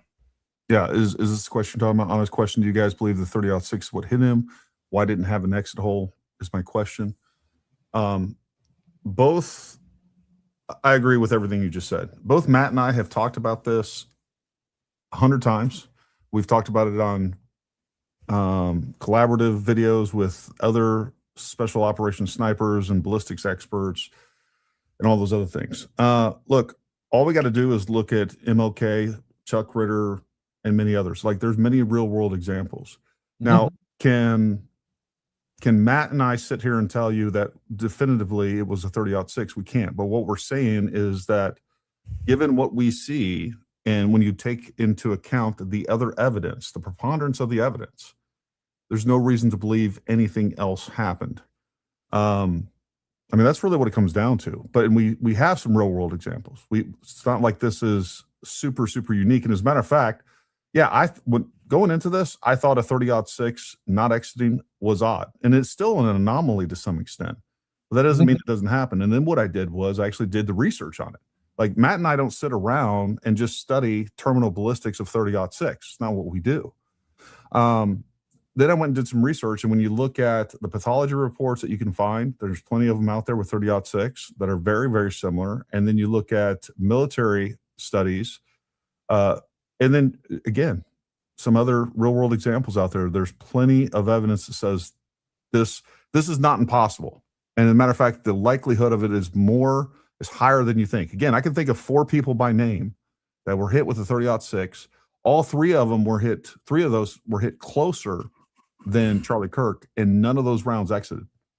So this is also, and he'll correct me if I'm wrong, what I just put up on my screen. This is I believe it was a 300 blackout that Nate Vance, who's co-hosting the space over there, actually sent to me the other day that he ended up pulling out of an animal. And you guys can see it's a full metal jacket projectile, but the important thing to note is that it's been flattened, and this was shot into live tissue. And it's been flattened. You guys can see where the nose has been flattened and how the projectile itself is actually bent. And it has far less energy, and Nate, correct me if I'm wrong here, but it has far less energy than that of the theoretical 30-06 that we're talking about probably most likely ended up shooting him. But you get this bent projectile, and as that's bending, you got to understand the force upon impact that takes, not to mention all of the other tissues, everything else that's flying through.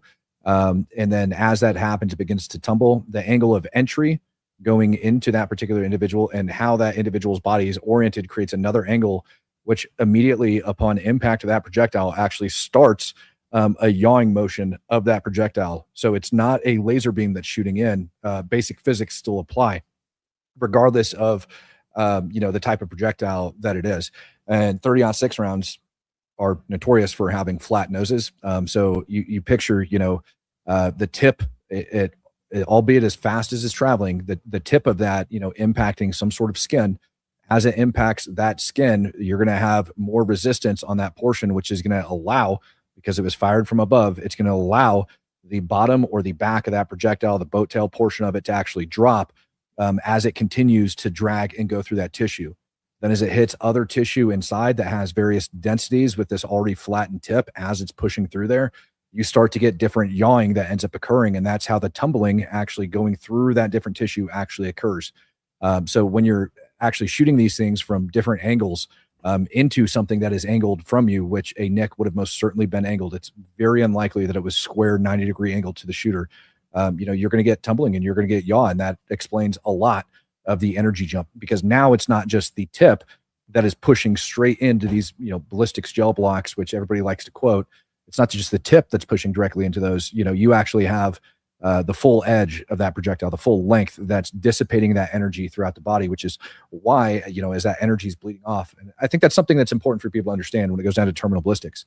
It's the effects of that bullet. If not a lot of energy was bleeding off, if it was essentially an ice pick that was poking through somebody, right, and it's going straight in and straight out the other side, you don't get a massive energy transfer into that particular object, whatever it is that it ends up striking. The reason the bullets are so deadly is because of the kinetic energy that they carry, the weight of it multiplied by the speed going into it. And then when it comes to a stop within a certain distance is when you're going to get that energy that has to be dissipated somewhere. So when we see his head expand the way it does, when we see his chest expand the way it does, that's that fluid compression, that energy that is dispersing amongst the body. And that is the easiest way, I think, that we can explain this to most people. Hydrostatic shockwave. I hate that we have to be getting a tragic clip and analyzing it close up, but we are, I guess. But you guys are doing good work. Keep it up. Yeah, look, I don't like pulling up these clips and reliving this and going through this, but at the same time, it's the only way to fight some of the lies that are being pushed out there that are being used for a greater evil.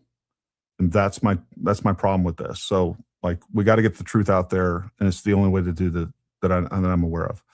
I'm confused. Is this mic supposed to be the one that's holding, or one that's clipped to his shirt? Oh, the mic, as in microphone. So it's supposed to be sitting on the mic stand, because if it's the one is holding, it brings it down away from him. No, so we're talking about the Rode wireless mic. I have one right here. This is essentially what we're talking about right here. This is what is said to have held a explosive shape charge. And that's what we're essentially going through and saying that is not correct. And we're giving all the reasons as to why it's not correct. Yeah. I want mid-grade to sing me to sleep. La, la, la. I know TR wasn't likely aiming for his neck, but out of all these areas for it to hit, what a tragic representation of silencing Charlie Kirk's most powerful voice. Yeah.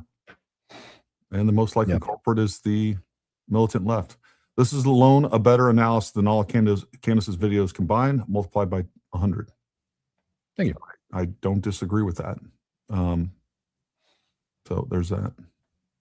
We want to jump into the space. Yep. Happy birthday, America. Let me hit this last one. Y'all keep up the good work. Thanks for your further countering these online BS notions or false theories. I'm going to defer to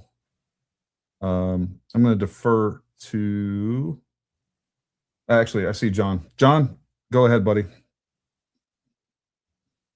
I see your hand up in the space. Send it. Hey, Gary, can you hear me? I can, John. Coming in loud and clear. Hey, buddy. Hey, I'm so happy to talk to you. I've been trying to talk to you since end of September. Awesome. Here I am. But I did get to speak to you a little bit on tree the other night, but so many people was cutting in. I didn't never get to tell you what I want to talk to you about. But anyway, start what I want to tell you. I agree with you. I think that Tyler Robinson did go on the Losa Center and kill Charlie Kirk. Okay. But I don't think he done it with the I'm about out of breath. I just come in because I took my computer with me. But anyway, I don't think that he took the miles of 98 30-06 on the roof. I think that he had a different gun in his backpack, and I have about 4 reasons that leads me to believe that. Give me reasons, rapid fire. Okay, he showed his face 3 times on the campus that morning at 8:29. He went back about 10:15 or 10:20. He went back at 12:02 on the way up the north end of Low Center. At that time, he was on the way to kill Charlie. Okay, so that's 3 times he showed his face with nothing but a hat and sunglasses. Okay, and then the next reason is the neighborhood he had been working all morning, driving and walking by. When it come time to go kill Charlie, he took a whole different path. So I think he was working that neighborhood that morning. He'd already put the gun in the woods well ahead of the event. Okay, then he has 2 backpacks, a blue backpack and a black backpack. I think he already has pre-packed in the car with the foldable, maybe an AR-15 or something in it. Okay. Okay, and then he has a change of clothes that he puts in that backpack. So there's some reason why he took the shorts and the maroon shirt with him after he changed clothes. I think that if he had planned on taking that, if he had actually shot Charlie Kirk with the Mauser 98 30-06, why did he take the change of clothes? Because he clearly he couldn't have took that gun out of the woods. Well, let me ask you this: why did they find a 30 caliber family round in his neck? Now, what I will grant you is that you can obviously get a 30 caliber AR, whether it's 300 black.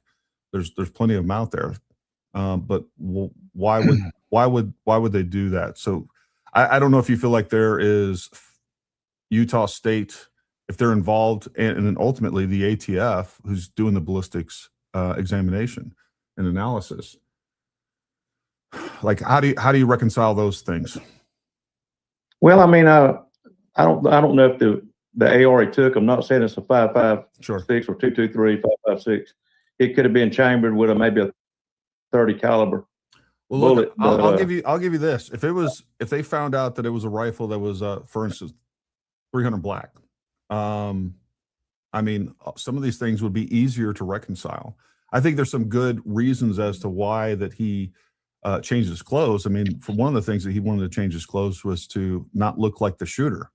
So the shooter was basically in all black, but there's that. But look, I'm open to what you're saying, and if there's any evidence out there that supports what you're saying, I'd like to see it. And I don't know, maybe that'll be one of the surprise things that they show us during the court. But what we haven't seen is any evidence that supports that so far in the court filings, in the evidentiary hearings. And we're going to hear, folks, a lot of answers are going to be given to us over the next couple of days. So we have the preliminary hearing that's coming up starting tomorrow. I'm going to be covering that. Matt, are you covering that? No. Okay. I'll be covering that. A lot of other people are going to be covering that. Honestly, I would tell you to go watch Andrea Burkhart's coverage of that. She's going to give some of the best legal analysis, but I'm going to be watching it and streaming it just for the sake of making sure that I know everything that's been said and the information that's been put out. So, John, you got anything to add to that? Yeah. I've got 5 videos. Look, when this all started, when Charlie Kirk, when he first got killed, I didn't even know how to text on the telephone. So I've come a long ways. And I've actually got a YouTube channel. Finally got my videos on it back in April that I made in November. And I've got 5 videos on there I'd like for you to watch. And I got one in response to you and Gray. Okay. Hour and 22 minutes. But I know y'all are so busy with what you do. I think that y'all missed some things. And that's what I'm trying to point out in that hour and 22-minute video. And things that lead me to believe that Tyler's got a different gun. So if you watch that video, I know it's an hour and 22 minutes, but you can skip through some of it. But sure, you'll see exactly I point out everything that leads me to believe what I believe. We'll do this. Throw a link down in the blue pill down there and the purple pill. Garrett? Yep. Can I tell you this? I don't know how to do all that, but like I said, I have come a long way to get where I'm at now. Can I just tell you how to do it and you write it down? Okay. Sure. What's your channel name? Give it to me real quick. Okay. It's at John, that's JOHN. Yeah. Dash R3. Okay. X6J. All right. R3X6J. But I got 5 videos on there. Yeah, I got 5 videos from 3 minutes and 45 seconds all the way up to 1 hour and 22 minutes. All right. Sounds good. Thank you, John. And while we're plugging things, everybody go follow John. Give him a follow. Help him out. While we're plugging things, Tuesday, folks, Tuesday at 8 p.m. Eastern time, we are going to have Andrew Wilson on the show as well. So make sure you come join us 8 p.m. Eastern time. We're going to be going through the facts of the case, but I think you'll really enjoy that. Ian Carroll. Oh no, I gotta do it because he's such a moron. He just commented a minute ago saying that he's shooting at a downward angle. Hold on, let me read it exactly. Sure. Said Matt, you realize that the Losi Center roof was above Charlie, right? You realize that a bullet would have had to come in at a downward angle, right? What's wrong with a bullet coming from the front at a downward angle and striking the C2, Matt? Think really hard. So I just quote tweeted him because I think it's hilarious. I said, Ian, thank you for demonstrating your lack of knowledge with terminal ballistics and basic physics. The top portion of the tip of the projectile strikes first and generates resistance. The lower half of the tip does not. This begins to level out and adjust the direction of the projectile throughout its terminal phase. Without a 10-minute worth of typing, this should help you with your research on terminal ballistics. Bullets are not Jewish space lasers. He's a freaking moron, dude. These people. Ian, if we want advice on how to deliver a pizza, we'll give you a call. Until then, you probably should stay out of ballistics. You probably should stay out of explosives, and you should probably stay out of medical response because you've opined on all 3 of those subjects, and you don't know what the fuck you're talking about. Failed miserably. Those pizzas spreading disinformation. And by the way, it wasn't a stock photo. You freaking clown. And it was never. No one ever said other than you that it was a World War I relic. So let's just throw that out there. I'm going to take one more question. And keep it under a minute, folks. Try to keep these under a minute. Sean I can only see you got your hand up. Send it. It's not really a question, Gary. Okay. What's up, Nate? Too. So I have a degree in filmmaking. I also have been a TPUSA freelance camera op before. As you can see, Gary has a DJI mic. So when we go and mic up a subject, I've also worked in broadcast news. I've worked as a journalist for over 10 years. So I have a deep background in filmmaking, video, and audio engineering. When you go to mic up a subject, the person responsible for that miking up Charlie Kirk, and I know that individual, the first thing we do when we mic up an individual is we check the signal. We make sure that we're getting audio in to our camera if that's what we're recording on. Now, it could be an external device or it could be just inside the internal camera. Just, in this case of TPUSA, it's usually going to be internal. They could be using an external recorder. The point of that is that how on earth could anybody believe that once that camera op checks the transmitter and the receiver, they know that they're getting an audio in, they know they're receiving audio from Charlie Kirk's DJI mic, right? Where is there room to fit any explosives? Because we know that mic is transmitting. The camera op knows that. There's no reason for that mic to be pinned on his t-shirt at all if it's still transmitting. If it wasn't transmitting an audio signal, they would go up to Charlie and say, hey, I'm not getting a signal from this microphone. I need to check it. Which means we would then take it off. We would see what's going on. In DJI's case, we might have to resync it. If it doesn't resync, we go back to the pack. Every DJI mic pack comes with 2 receivers and a transmitter. Okay, so you would just switch them out if you're having a problem with the Bluetooth or the wireless. So real quick, Sean, I just want to interrupt you. The Rode mic. Yeah. I know you're saying DJI, and I know what you're saying. Oh, okay, my bad. Yeah. Rode mic DJI doesn't make a difference. Yeah. They're about the same size. Yep. So either way, Rode or DJI, Sennheiser, pick one. It doesn't make a difference. Even the old school Sennheiser that we use in broadcast news doesn't make a difference. It's transmitting an audio signal. There is no place. There's just not room inside that pack, I would assume. And I'm not a explosives expert here, but I have to assume from the guys here that There's absolutely no room to put any type of explosive inside of a pack that I can physically get a audio signal in and check that signal and go, okay, Charlie, boom, you're transmitting. I got you. Time to go. And then that's how that all works. And as far as everything else is concerned, TPUSA does have camera ops on there. The GoPros are set. However, they do have a camera op that also is monitoring those as well to make sure that those don't go down. Those being, whether they use GoPros or DJIs, usually they use GoPros still. And you do have people checking those. GoPros they like to overheat if it's an extreme cold, stuff like that. So you do have somebody checking those. Those aren't always on auto. And as far as the cameras are concerned, we use 30 FPS or 24 for a specific reason. As Gary knows, he uploads to YouTube or broadcast news, 29.97, aka 30 FPS. That's just the standard broadcast signal. Anything higher as far as like just digital video is concerned, it's completely irrelevant. That's what we use in the USA is 29.97. If you're using 24, that's more for like cinematic.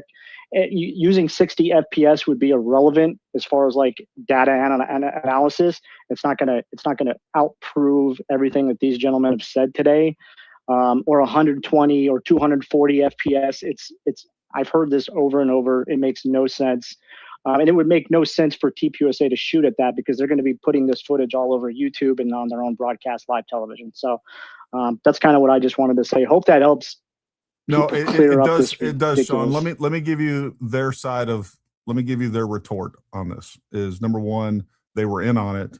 They knew it wasn't broadcasting. Because you're right. For those of you that aren't watching this video, I actually have a disassembled, actually smashed Rode mic right here. There's absolutely zero room for this to be a working device and to have an explode, a shape charge in it. I think their response, and me playing devil's advocate here, almost literally, is that it wasn't a working mic, and they just wanted to make sure that it was ready to explode because they didn't care about the audio.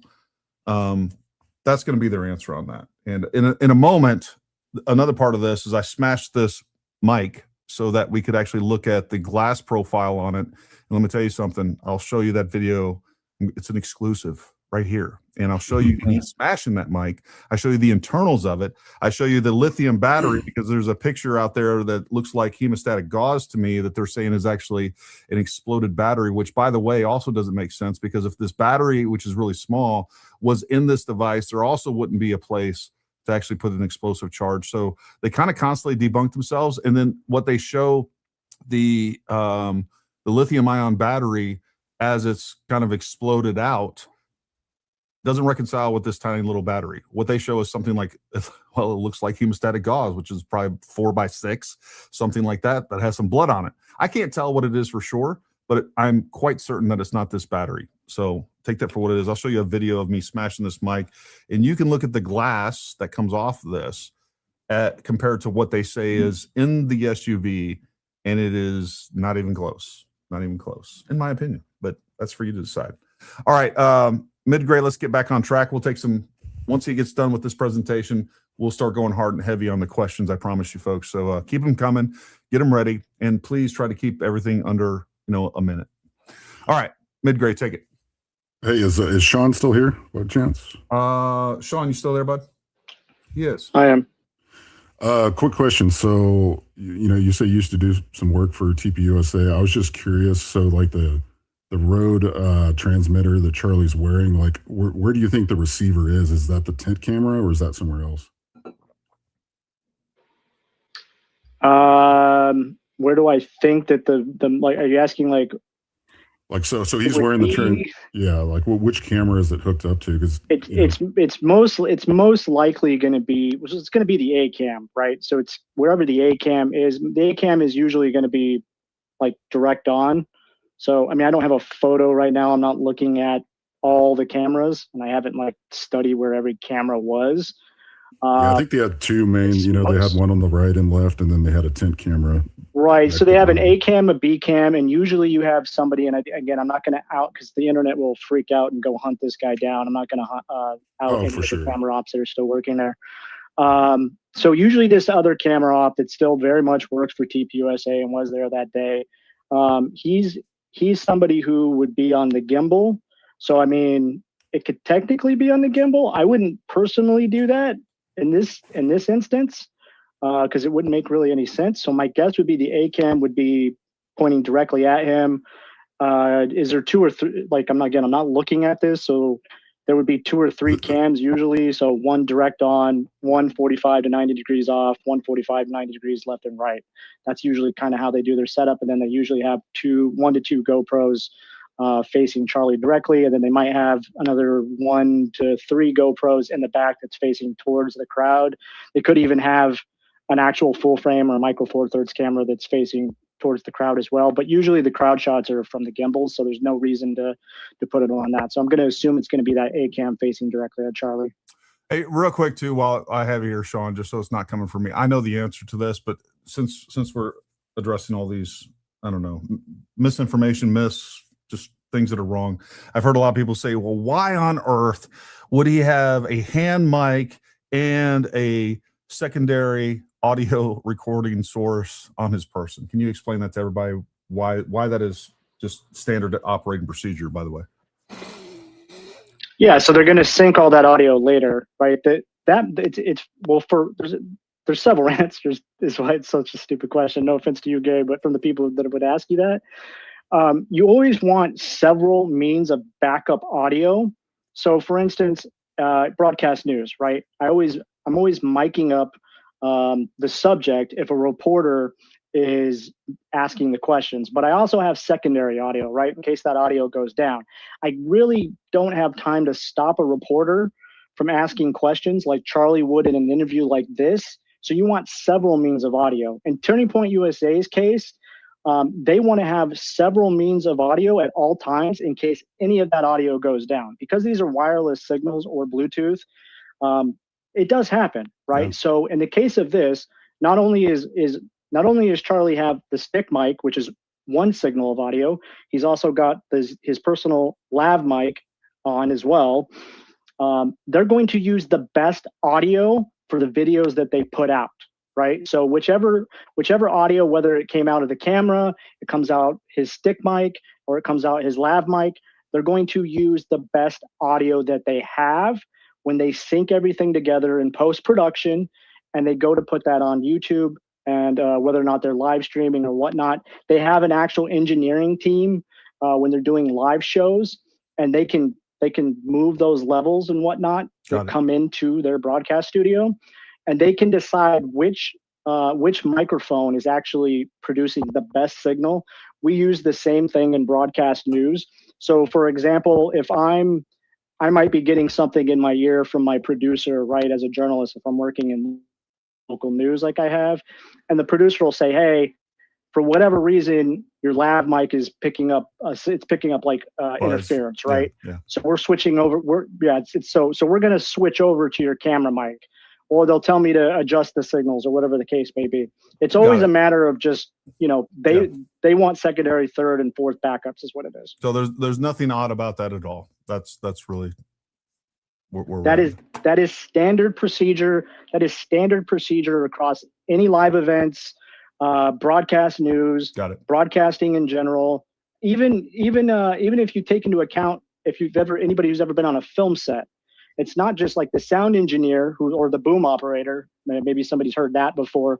The boom operator usually has another person recording audio, because the last thing you want to do is spend money on set and time, and then lose, like, you get the shot, but then you miss the audio, right? No. So usually you'll hide a lav mic, and then you'll also have that sound engineer will still also be operating the boom mic. Perfect. No, thank you for clearing that up for us.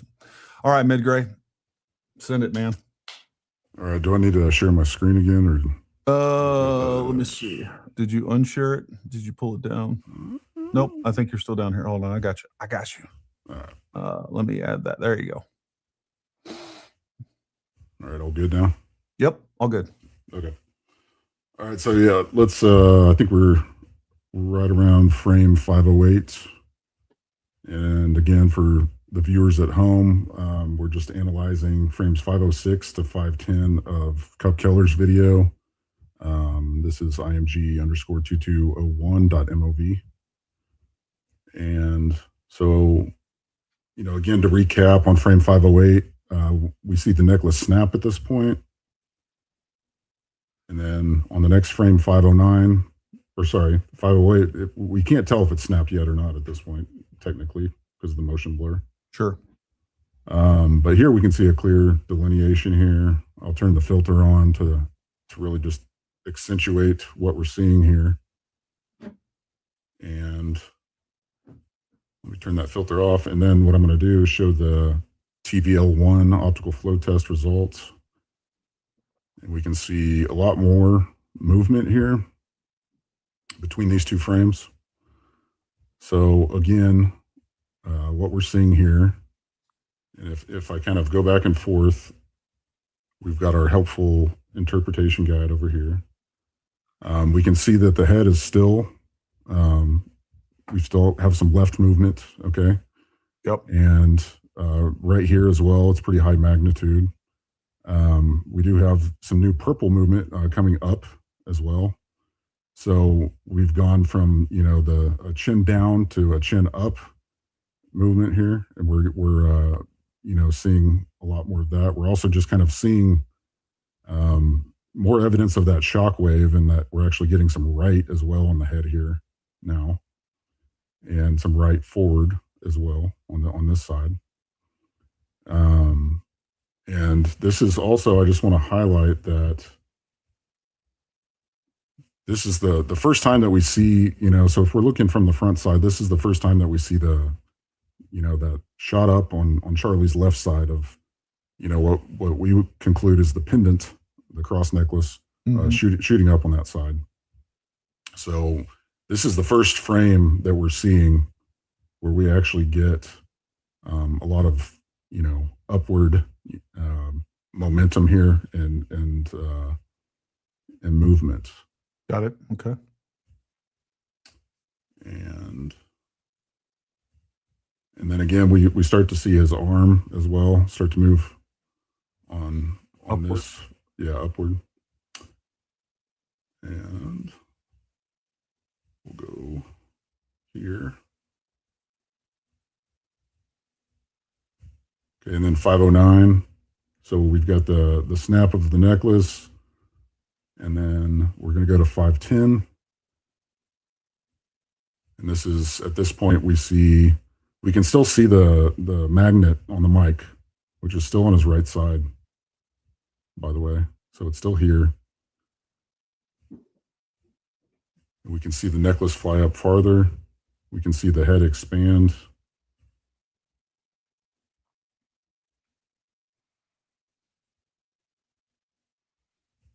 And then if we look at the results,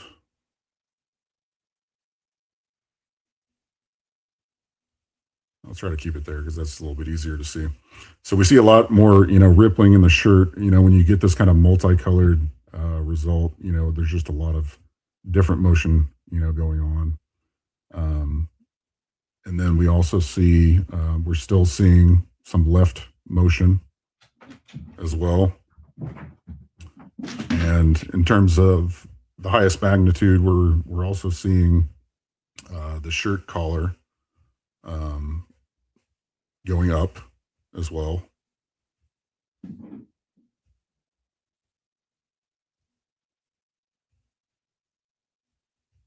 And let me just go ahead and put all these frames on so you guys can see. So we'll just run through them one at a time. Okay. So we've got, this is the 506 to 507 result. Again, this is just the, the slight motion blur on the back of the shirt collar, but it's not anything significant, as you can tell. But as soon as we pop into the next frame pair, which is 507 to 508, we see a lot of movement. And we see, in particular, the highest magnitudes, meaning the brightest colors, the stronger the motion, right? So we're seeing the cyan right here, and then we're seeing an actual downward, right, of the shirt collar, right? So the shirt collar from here to here is not moving up, right? It's like we're getting downward pressure here. Mm-hmm. And then if we go to the next frame pair, 507 to 508, again, I'll toggle on and off. So this is 507 to 508. And this is 508 to 509. But by the way, that downward pressure that you just described, yes, is where that error comes in, which explains the jumping of the shirt that everybody always has questions about. That is the air coming around his neck from that downward trajectory of the projectile. So that's coming down and forcing itself up and underneath. That is why you have the downward movement of his shirt, just like I told you guys. Sorry to interrupt. No, you're good. So we've got, we'll go to 508 to 509, as we can see even more. Comparing these two, we've got a lot more movement in this frame again as well. But, I want you to see as well that, like, we're not, and correct me if I'm wrong here, but at this point, I mean, if this were exploding mic, we should see, significant motion coming from this region where the microphone is. 100%. And in any of these frames, we're not getting anything as far as this goes. Because technically on this image, the microphone's right about here. And then it'll shoot up, right? But, the first initial signs of motion and impact and the evidence of impact have not shown anything significant in that region. And at some point, I would like to address the UVU review video where people are showing one frame where they're saying that that's smoke. I just that completely. It's in one frame, but I'm sure you have that. And I'm sure you've done an analysis of that. But I think that needs to be addressed tonight as well. Yeah, what I'm going to do, what I plan to do for everybody, because I know the reports themselves are pretty technical. I'm going to basically take the TVL1 results from this camera, from the other camera that I did the report on, and then also the UVU review camera, and try to make that into some digestible content, that people can really just see and interpret visually, and it should be even better than I'm able to describe here for you as well. But I think it's important to not only address that, but just also, try to, explain to viewers why we're seeing the things that we're seeing, because even in the UVU review image, on that particular, I mean, it's a single frame, and that's even recording at a lower frames per second. It's at 24 frames per second, or 23.976, but it's recording at an even lower frame rate. So, but even then, even on that frame, you'll see that there's significant motion on Charlie's left side of his neck, and it's not only that, but it's, the highest magnitude as well. So, and you expect additional motion blur out of 24 frames per camera versus 60 frames per camera. Yeah, I mean, some of it has to do with shutter speed, and unfortunately with, the cell phone cameras, they're shooting in kind of like a variable shutter speed as well. So it's we're not able to kind of pinpoint exact, shutter speed, whereas on the UVU review camera, it's like a fixed shutter speed on that. And it is reasonably high, but it does, lend itself to being limited in the frame rate itself, so. My point is that if we were seeing smoke, we wouldn't only see it in one frame. But it is common to see motion blur in one frame and not see it in the next. But we don't see any smoke dissipation. We don't see it in any other frame beside that one frame. So that tells me that what we see is essentially the motion blur of the collar of the shirt. Do you agree with that assessment? I do, yes. And I think that if you look at, I think a lot of people get hung up on that, and I think there's one eyewitness testimony of a kid saying he, saw smoke, but if you really look into eyewitness testimony, I mean, it's pretty unreliable, honestly. And there's a great, brain games episode that I like to link for that, just showing how ineffective it is. And I think that people that say that also discount the other, eyewitness testimony that we do have saying the opposite. You know, like that's the only one I've ever seen of someone saying that there's smoke. And I've seen probably 100 We don't others. see smoke from any other camera angle. There's No, yeah, like right. we don't see it anywhere else, and we would have. We just right. And dissipate in 1/24th of a second. It's just not.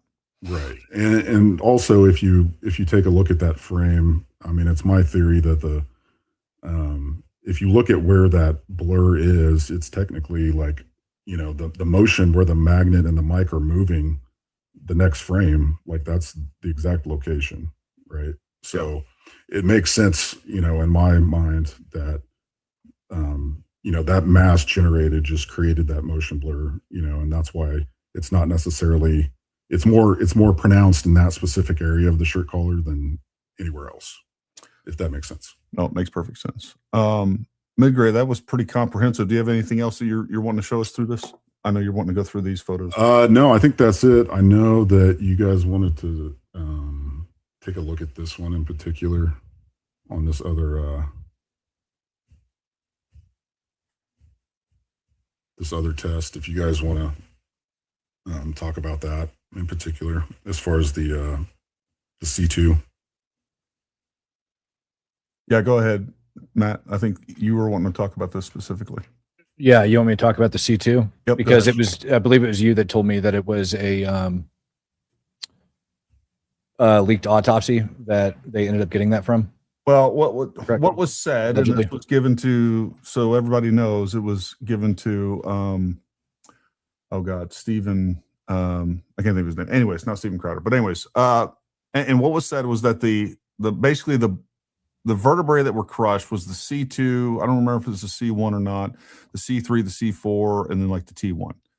Okay. That doesn't mean that the bullets struck those, folks. You know, if it strikes like whatever the cervical spine vertebrae is, I don't know if it's C4 or C5.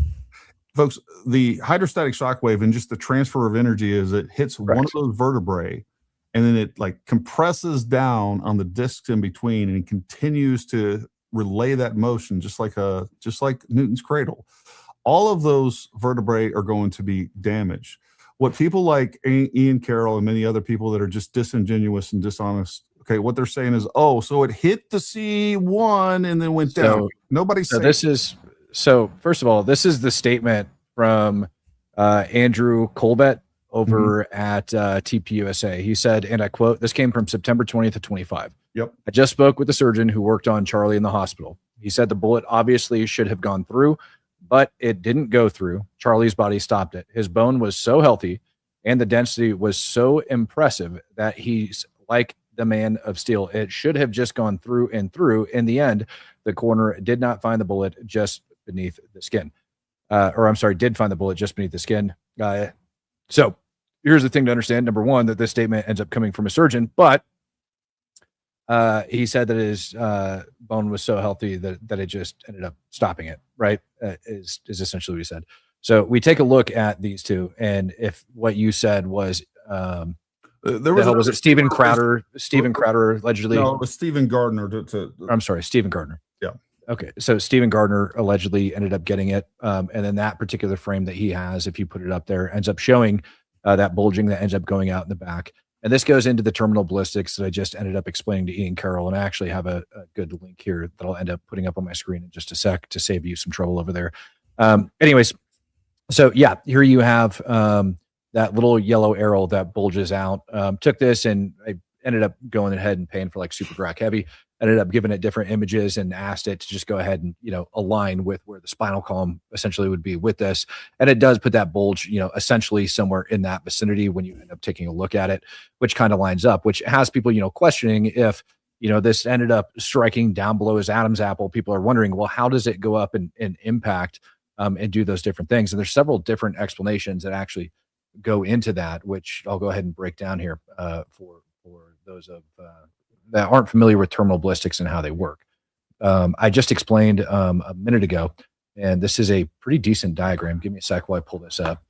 That kind of shows how bullets yaw depending on how they impact. There's a common misconception, I think, that projectiles just kind of do whatever, you know, whatever trajectory they're on, they're going to they're going to stay on that particular trajectory, and that's not the case. Depending on how the angle goes in, and most people are familiar with shooting through, well, maybe not, but know that when you shoot through a windshield, when you're standing in front of it and you're shooting dead on it like a 90-degree angle, that projectile is actually going to drop almost like 8 to 12 inches before it ends up reaching the driver, and that's because of the angle of that windshield, right? And that projectile passing Which through. is And counterintuitive to what the angle looks. It goes, it's counterintuitive. People think that the round is going to skip upward because we have a windshield that's angling away from us. Mm-hmm. Yeah. But the thing is it doesn't. It ends up going down, and again, it has to do with like the different physics and how different things actually end up impacting, et cetera, et cetera, et cetera. So that bullet, as it's being stabilized in flight, and again, I completely understated these things, but this is a pretty good example here of you have this projectile that is traveling upwards, as it goes and enters into this thing, and then all of a sudden you end up seeing it traveling down. That's typically what ends up happening, and this is how physics tends to work, because you have how do I want to say this? Force that ends up acting on it, right? And so that force and that momentum as it's traveling forward, depending on how it ends up impacting it, is how it goes.